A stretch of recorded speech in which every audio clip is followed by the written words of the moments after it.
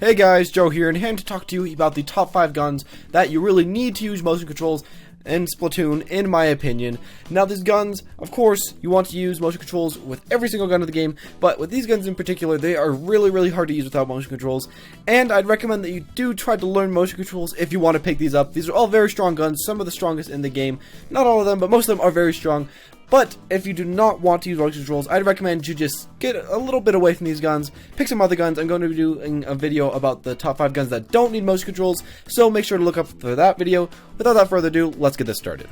Now for this list, I wanted to put all the Splat Chargers, Kelp Chargers, and whatever you want to call them, but of course that wouldn't really do in a top 5 list. People don't want to see that, so instead I just decided to put this one as my number 5, and then another one later on, because that's just what I gotta do. Now, the thing about the Kelp Splat Charger is that it's a little bit easier to use because its range isn't quite as long, so you won't have to get used to those super far range shots, but it's still pretty wonky, especially to use it without motion controls.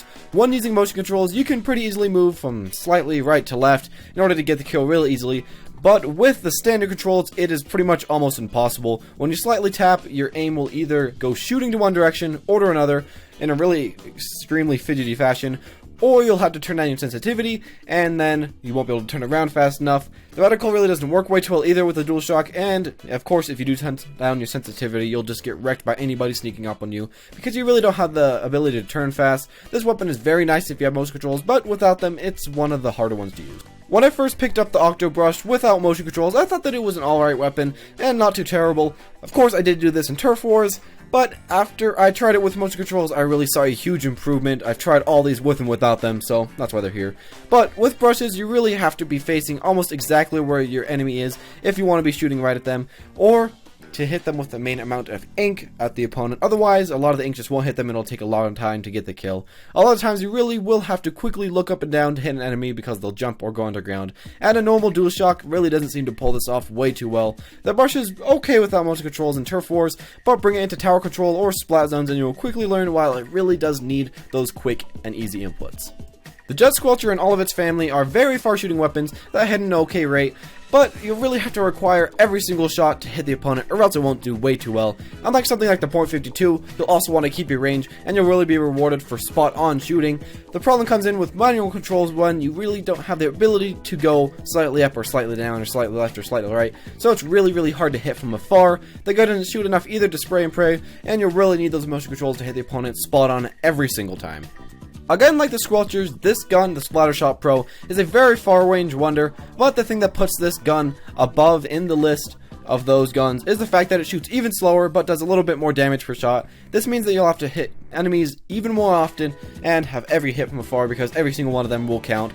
And with the slow controls of the control stick, it just won't really cut it and just won't really do it. If you're trying to get higher on the rank ladder, this gun is really one of the strongest in the game. But if you're really looking to climb without motion controls, I would recommend to look for something easier like the .52 or at least a roller instead. For my number 1 choice for the hardest weapon to use with motion controls that really needs it is of course the E-Leader Scope. It's the hardest thing to aim in the game even with the controls, but without them it becomes even harder, and if you just turn them off you're really asking for trouble. It zooms in pretty weirdly, and it also is really easy to lose your target when the enemy's just moving around in any way. It moves very jankily without the motion controls and really makes you oblivious to a lot of the enemies nearby. You really just can't see them and you're targeting pretty much only one person. The big benefit with this gun is the fact that it does have the longest range in the game, and that makes it very strong, but its controls are really a nightmare, especially for new players or people that just really don't like the new motion control style.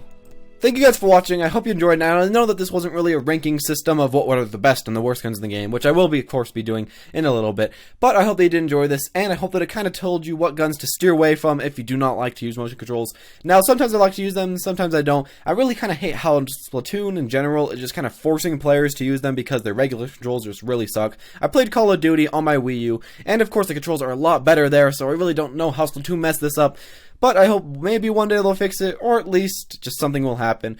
But if you do want to get better at the game, I would recommend to turn on your motion controls. You can use a lot of the better guns in the game.